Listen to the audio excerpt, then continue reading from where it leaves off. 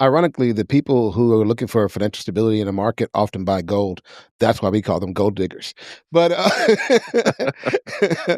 I think that it's smart. I agree with all of you in the sense that I think being strategic and thoughtful and intentional is the way to go. I think it's a survival tactic. It's going to be something, a trait we're going to have. I say we is to anybody who is going to be navigating economic waters in the near future, right?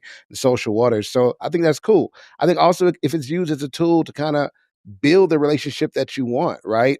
Sometimes things work better when you write them out, right? Some vows are better written down. So maybe that's a good way to organize their relationship and to build that, be very intentional with it. It becomes explicit, right? And honestly, I think businesses are probably easier to dissolve than marriages, but that's another story. But I said it to say, it's okay to approach things business like, even if they're not as personal as other people think they should be in that thing. You can grow if you spend enough time with somebody. You will learn to appreciate the good traits that they have, the value that they bring, if they bring any value at all. You know what I'm saying? You spend enough time with somebody, you'll start to like them if you have no other choice and nobody else to hang with. In most cases, now whatever. There's no absolute rule. I digress. My point here, though, is all that stuff that'll come, right? But you know what's funny? People talk about it being transactional, but everything is transactional.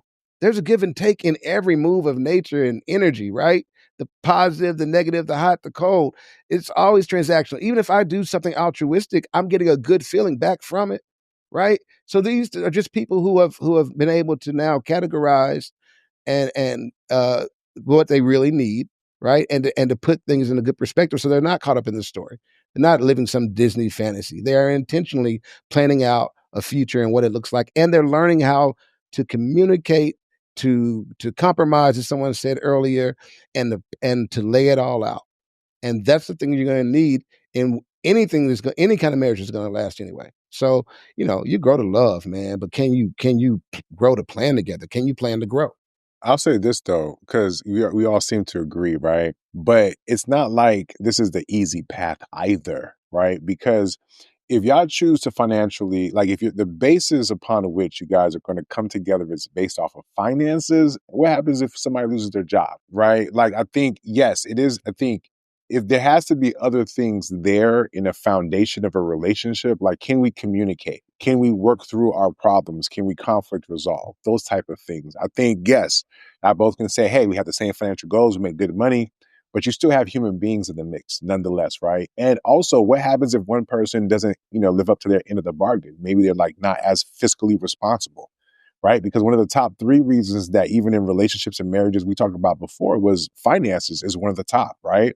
And so sometimes you can have people who start off on the same plan, but then life happens and then somehow you deviate from that initial plan, right? So if you're going to couple financially, I think it sets up in such a way that you got to be disciplined for real, for real. You got to have communication for real, for real. It's not a thing that you can say, oh, because this is what I feel like when you ask these people these questions, hey, would you do it? Sure. They're just thinking about how much money they're going to save. They're not thinking about the sacrifice. They're not thinking about the discipline. They're not thinking about the work that it's actually going to take. They're only thinking about the benefits of saying, oh, yeah. So I just feel like, yes, we can talk about the benefits of it, but we also got to make sure we talk about the challenges of it too, for real, because money is not like feelings, right? You can have all the feelings in the world, it can go all over the place, but when the rubber hits the road, the bills got to get paid. You can't pay them with feelings, right? So you got to deal with the situations. And then what ends up happening is one person's looking at the other person like, how the fuck did we get here? And as men, sometimes we brought the responsibility, right? Because we're supposed to be providers and protectors, and now she's not respecting you the way that you think you should. She should, right? So it shows up in a lot of different ways, is what I'm saying, when people are not truly aligned on their financial planning goals and when they don't have a certain level of mutual appreciation, love, and respect for each other. I get it, right? But those cultures, they have the other cultural, I think, scaffolds that allow them to build off of. Whereas for us, I'm saying, yes, let's put finance at the very top, but also recognize that also comes with a lot of responsibilities. There's other elements that need to be there for the relationship to be successful. So any other thoughts before we get up out of this particular conversation, since we all agreed? Huh?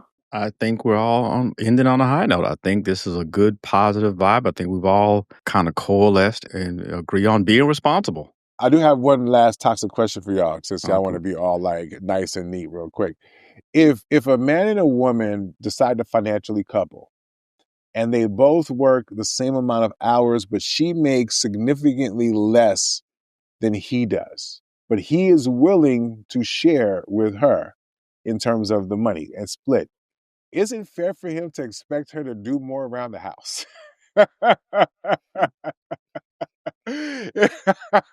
Let me go Is it? ahead and take the easy way out on this one. That's something that they will have to set themselves. I'm not putting that responsibility on me to make that decision for them.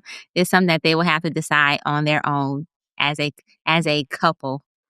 Mm. Anybody else? Yeah, well, It's all that about one. who has the time and the energy. You know what I mean? Who has the time and who has the energy? She's got the time, and can verify, give the whereabouts for her energy. Then yes, she should have done some stuff. But I don't even think it's a gender role thing. I think it's about doing whatever the house needs to run. And so if that's what you got to do, it's what you got to do. Delvin, you Yeah, I want to think answer that's a it? fair assumption. I think that's okay. Listen, in lieu of us, your contribution is in these other areas because if we outsourced, all of these things that are done around the house, they would have a market value of X, and numbers have been crunched on the value of things, that women historically do around the house. So yeah, I think that's a fair value exchange.